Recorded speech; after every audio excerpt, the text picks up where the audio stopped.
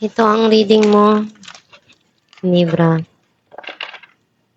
Welcome back to our channel. Naway nasa mabuti kayong kalagayan while watching the channel. This is a general reading. Kayo nang bahalang magpalit-palit ng situation nyo sa reading ko.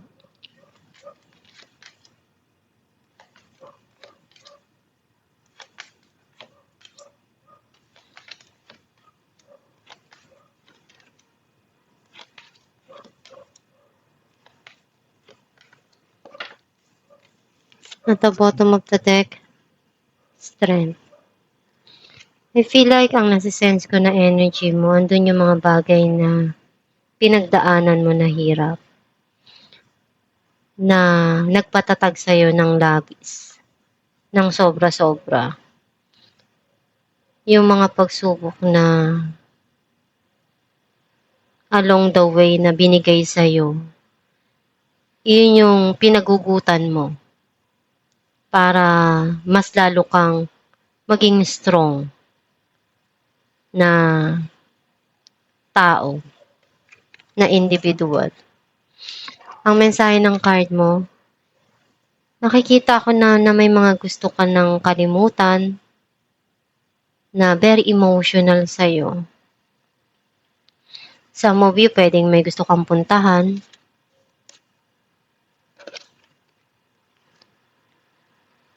May pagsisisi na nangyari para sa'yo.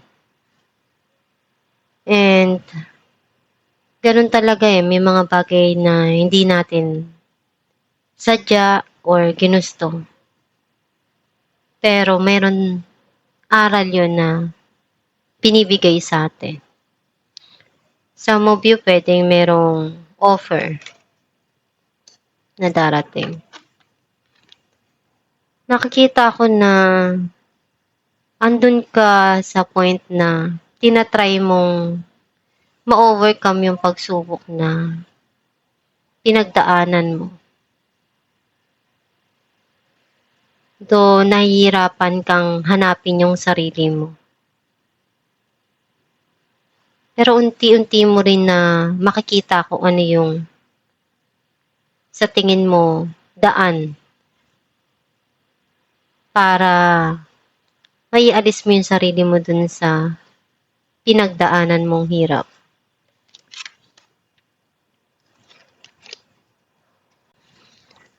And nakita ko na unti-unti mong nakikita yung sarili mo na kailangan, ito ang maibigay ko. Ito ang kailangan ko. Pinibigay mo yung mga pangangailangan mo, yung mga gusto mo, kasi yun yung magpapasaya sa'yo.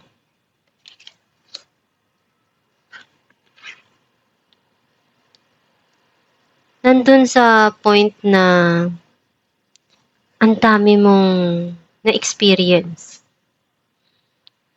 Ilang beses ka nang nadapa, pero hindi ka sumusuko. Bumabangon ka pa rin. Kasi hindi ka basta-basta na bibigay lang. Hanggat kaya mo, babangon ka.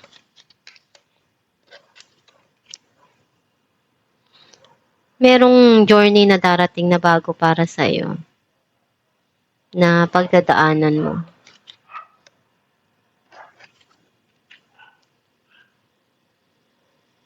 You're controlling your thoughts, your emotions, your feelings right now. Kasi alam mong kailangan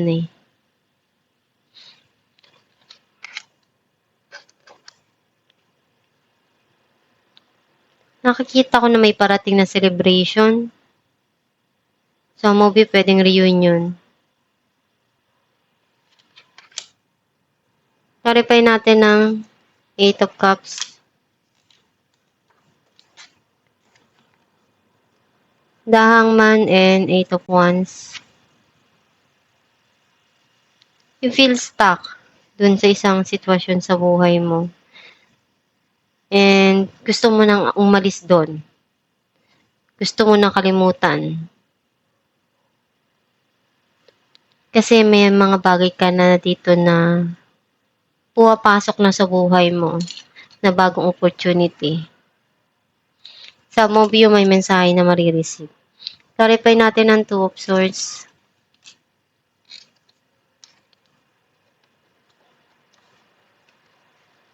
Justice and Ace of Pentacles. Merong justice na gusto mong makuha na gusto mong ma-receive. Some of you pwedeng you try to balance yung mga dumarating sa'yo para hindi ka mapagod. And may blessing dito na ibibigay sa'yo na pinaghirapan mo din. Clarify natin ang Nine of Wands. Judgment and King of Wands. O may judgment dito na ibibigay sa'yo. Gagawin mo lahat ng paraan para makuha mo to. Kasi alam mong ito lang yung isang way para makita mo na ito yung hinihintay ko. Ito na yung gusto kong mangyari. Some of you may mga desisyon ka na kailangan na gawin. Harapin. At manindigan. Clarify natin the Emperor. Some of you pwedeng someone sa buhay mo to na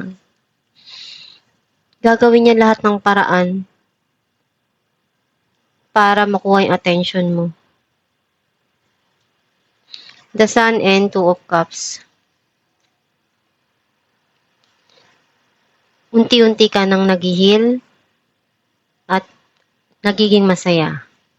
Sa kung ano yung meron ka, andun yung pagmamahal na pinupunuan mo para sa sarili mo. At yun yung mahalaga. Clarify natin ang Four of Cups. Four of Pentacles and the Emperor. Pinag-iisipan mong mabuti na makuha yung something na magpapasaya para sa'yo. Kasi nakikita ko na meron ka dito na gusto mong ma-secure para sa future mo. Kasi ayaw mong pagsisihan sa huli. Gagawin mo lahat ng makakaya mo.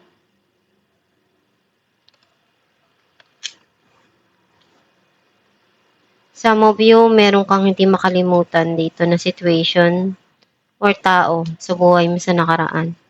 Clarify natin the Empress. Five of Pentacles and the Magician.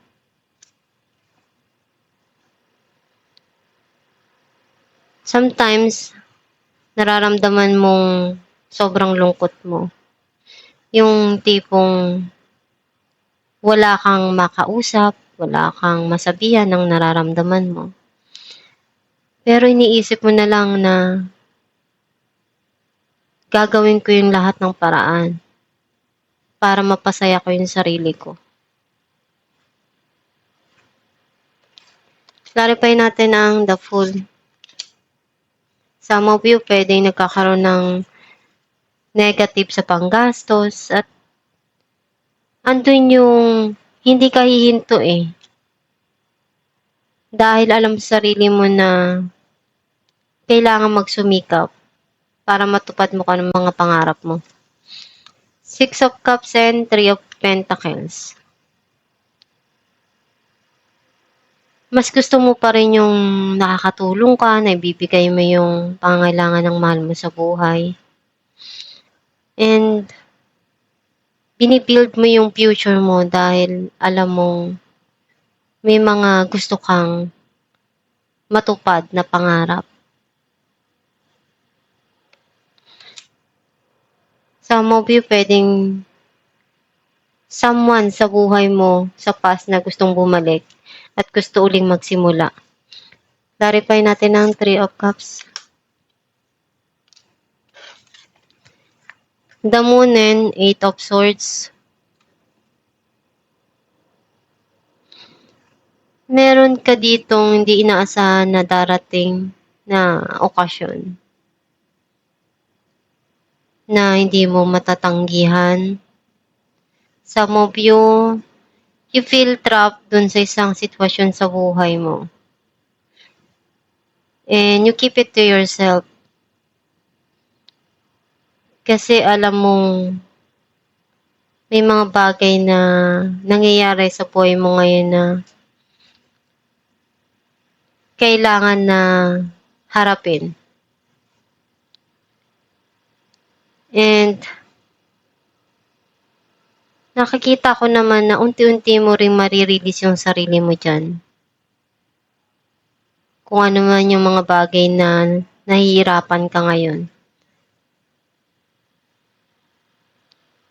Ikaw lang din naman yung makakagawa ng paraan. Makikita mo rin kung ano yung dapat na gawin dun para ma-release mo yung sarili mo. Alamin natin kung anong mensahe ng iyong gabay. Assertiveness. This situation can be healed gently and with love as you have requested, yet there's also a need for your strength and truthfulness with the other people involved. We will stand right behind you as you speak your truth, giving you strength and guiding your words. Ang mensahe ng iyong gabay na yung mga sitwasyon na pumapasok sa buhay mo, hindi naman niya mananatili na magulo, problema, or mahirap na sitwasyon para sa'yo. Basta isipin mo lang na yung mga pinagdadaanan mong yan, may meron kang matutunan dyan, at magdasal ka lang palagi. And one day, malalagpasan mo rin yung mga pinagdadaanan mong pagsubok. Isipin mo lang na nandyan ang Diyos Ama para tulungan ka palagi. Ang gabay mo para maibigay sa'yo yung mga desisyon, idea na makakatulong sa'yo. And huwag ka lang makalimot na magdasal at ihingi ang gabay nila para maibigay sa'yo yung tama na path na gusto mong tahakin. At itong yung reading Libra, kung nakaresonate ka, kindly comment down below. Thank you for watching.